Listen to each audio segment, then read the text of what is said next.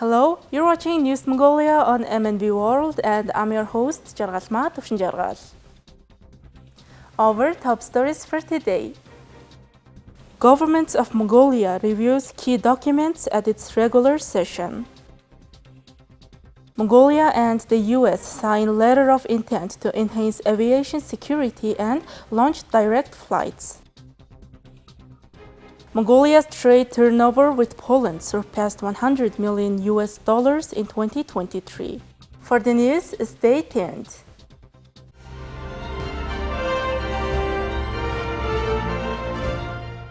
The government of Mongolia convened for its regular session on July 21, 2024, to discuss significant policy initiatives and draft documents aimed at shaping the nation's development trajectory. During the cabinet meeting, the head of the government secretariat, presented the government's work plan for the first 100 days. This plan includes a draft of the joint government agreement titled Courage for Rapid Development. The draft outlines reforms and changes proposed by the joint coalition government, which consists of the Mongolian People's Party, the Democratic Party, and the National Labour Party. The agreement addresses urgent development challenges and ensures sustainable cooperation among the parties. The draft agreement is aligned with the election platforms of the three parties and seeks to advance Mongolia's Vision 2050 and the New Revival policy. It focuses on various areas including social policy reform, regional development, anti-corruption measures, justice system enhancements, e-governance, and other major projects. Specific goals also include ensuring private property protection, improving the business and investment environment, and liberalizing the energy sector alongside reforms in education. First Deputy Prime Minister, Minister of Economy and Development, Kantomor Lusinyan, presented a draft resolution on approving the government action plan for 2024-2028. This document outlines the strategic goals and priorities for the next 5 years. The cabinet decided to review and discuss the drafts of both the joint government agreement and the government action plan at the next meeting to ensure coherence and approval. In addition, Prime Minister Yurda introduced the directive on projects and measures necessary to be commenced within 100 days of the government and provided specific assignments to the ministers to ensure timely execution of the outlined projects.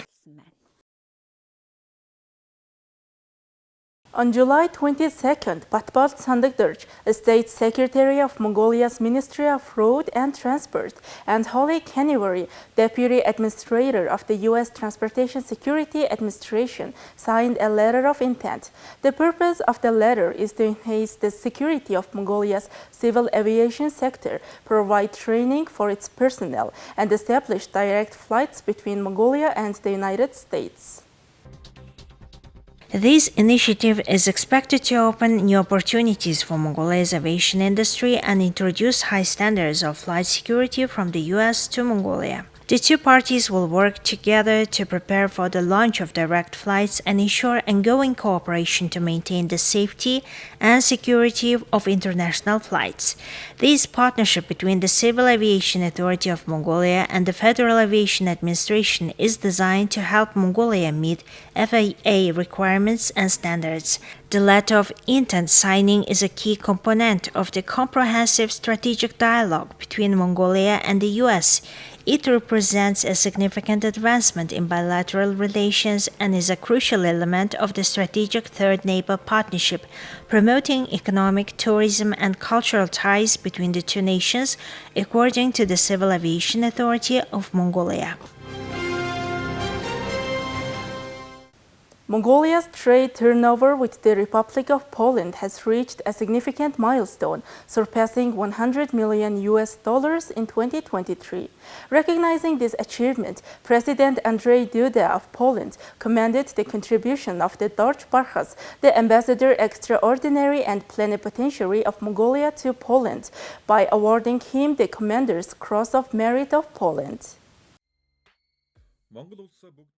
The trade turnover between Mongolia and Poland has seen consistent growth, doubling over the past 3 years. This relationship, which began with a trade agreement back in 1957, has flourished, with Mongolia exporting $599,000 worth of packaged medicine and various sewn and knitted clothes to Poland. Meanwhile, Poland exported $98 million worth of goods to Mongolia, including canned vegetables, fruits, nuts, processed foods, pharmaceuticals, beverages, pork, and poultry. There have been high-level visits and exchanges between our two countries. These exchanges form the cornerstone of relations between Mongolia and Poland. To my opinion, it's important to organize cultural events promoting our cultural heritage and country. It's important to understand that there are long-standing historical ties between our two countries. Looking ahead, the anticipated agreement on international road transport relations between the two governments is expected to bring numerous benefits, such as reducing trade and transit transportation costs and saving time. Additionally, a memorandum of cooperation has been signed between the Mongolian National Chamber of Commerce and Industry, the Mongolian Business Council, and the Polish Investment and Trade Agency. This agreement aims to deepen the relationships and connections between entrepreneurs from both countries. The award to Ambassador Surpassed was presented by Mieszko Pawlak, Under Secretary of State and head of the International Policy Bureau of the President of Poland. Thank you for staying with us. Now let's take a look at currency exchange rates provided by Mongol Bank.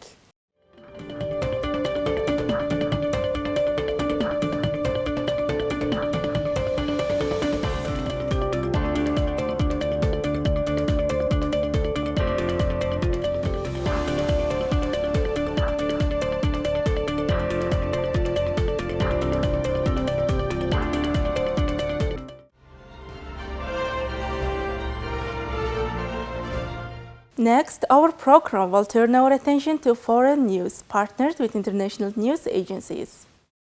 A UN top disarmament official says that weapon transfers have continued to both Russian and Ukrainian forces as the war in Ukraine wages on. Adediji Ebo, the deputy to the High Representative for Disarmament Affairs, told the UN Security Council on Thursday that the transfers have been happening since the start of the war in 2022, and they are in the violation of UN Charter as well as international law. The continued and intensified attacks affecting civilians and civilian infrastructure are deeply concerning. All parties to any armed conflict have an obligation to protect civilians and to ensure compliance with applicable international law, particularly international humanitarian law. Directing attacks against civilians and civilian objects, as well as indiscriminate and disproportionate attacks, are prohibited by international humanitarian law. All such attacks must stop immediately. Ebo also said some reports show past transfers and future transfers have been given the Russian forces, and these weapons have been used in Ukraine. U.S. Deputy Ambassador Robert Wood pointed to China's support of Russia's war effort, calling it its lifeline and increasing the threat Russia poses to Euro-Atlantic security. China's so-called no-limits partnership and large-scale support is propping up the Russian defense industrial base. Despite its calls on countries not to prolong the conflict, China is exporting to Russia nitrocellulose, which, for those who don't know, is a highly flammable compound, machine tools, microelectronics, optics, and UAV and cruise missile technology that are prolonging and enabling Russia's violation of the UN Charter through its invasion of Ukraine.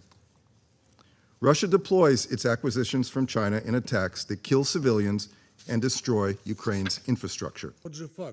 China's ambassador Fu Cong fired back that China is not the creator of the Ukrainian crisis, much less a party to it. For his part, Russian Ambassador Vasily Nebenzia called on Ukraine's leaders to accept a peace proposal put forth by the Russian Federation. The Ukrainian UN mission refused to participate in the meeting called by Russia.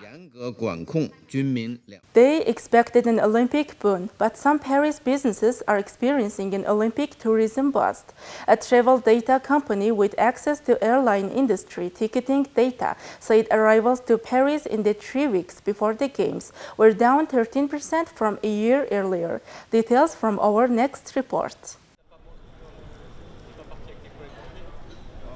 On a typical summer day, tourists flock to the historic Mairie district of Paris, wandering through charming medieval lanes dotted with ultra-chic boutiques, gazing at stunning private mansions and the elegant 17th century Place des Vosges, and feeling humming eateries and bars.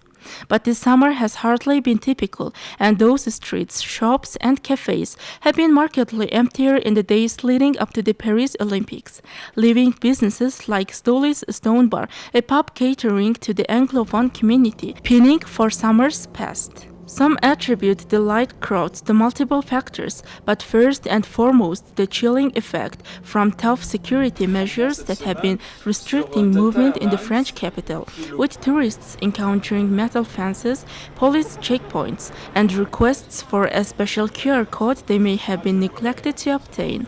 A digital pass required to access certain areas of central Paris before Friday's opening ceremony. Of course, some tourists decided to avoid traveling to Paris altogether during the Olympics. On top of that, many Parisians have escaped the city in their usual summer exodus, and likely even more this year. It certainly hurt the business hopes of Jean-Pierre Salson, who owns Factory S, a shop on Rue Suent de la Bretonnerie in the Mairie that specializes in menswear. Salson estimates business is down 30% since last year, and even more 40% among his American customers.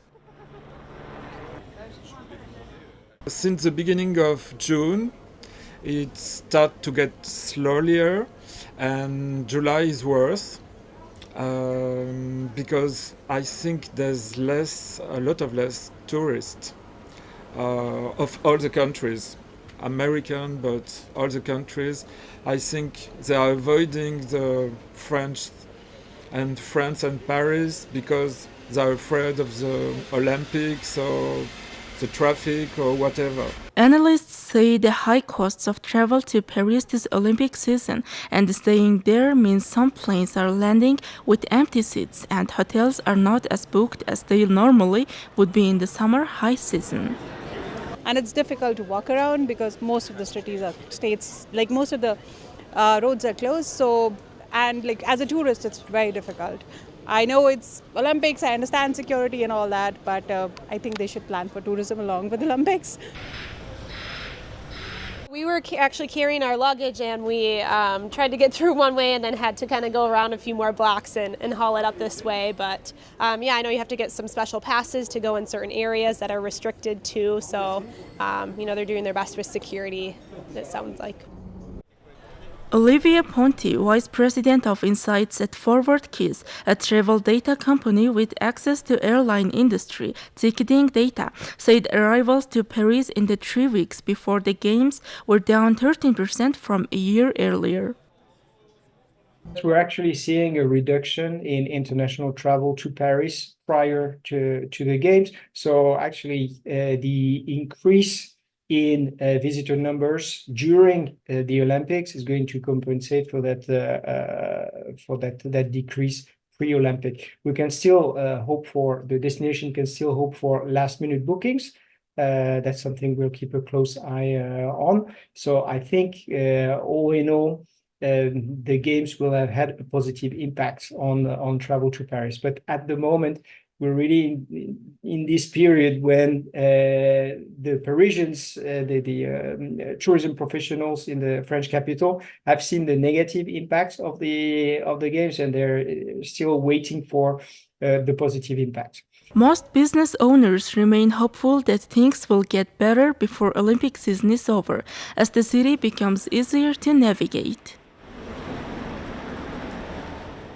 Alright, that's all for today. Thank you for staying with us. We will see you next Monday with more news and updates. Goodbye.